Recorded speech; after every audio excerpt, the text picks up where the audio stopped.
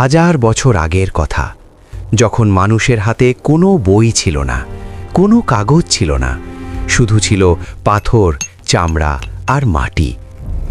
মানুষ তখন তাদের জ্ঞান, তাদের স্বপ্ন, তাদের ইতিহাস লিখে রাখত পশুর চামড়ায়, গাছের বাকলে, পাথরে খোদাই করে।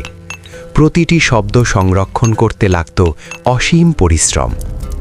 কিন্তু তুমি কি কখনো ভেবেছ, কে প্রথম এই কষ্ট থেকে মানুষকে মুক্তি দিয়েছিল? ইতিহাস সাক্ষ্য দেয়, খ্রিস্টীয় ২য় শতকে চীনের রাজকর্মচারী সাই লুন গাছের ছাল, পুরনো কাপড় আর জালের তন্তু দিয়ে তৈরি করলেন কাগজ। কিন্তু এই জ্ঞান চীন শত শত বছর তার বুকে আঁকড়ে রেখেছিল।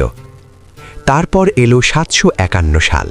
তালাস নদীর তীরে মুসলিম খিলাফতের বীর সেনাবাহিনী চীনের তাং সাম্রাজ্যকে পরাজিত করল।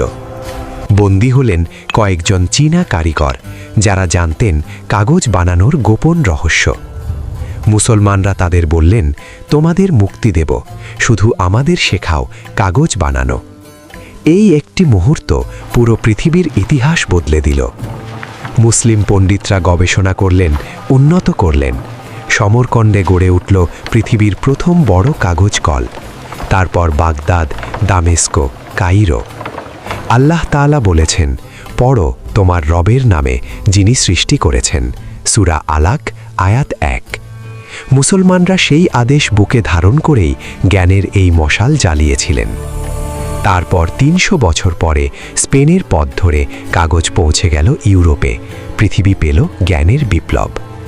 আজ তুমি যে বইটি পড়ছ, যে কাগজে লিখছ, তার পেছনে আছে একটি মহান সভ্যতার গল্প।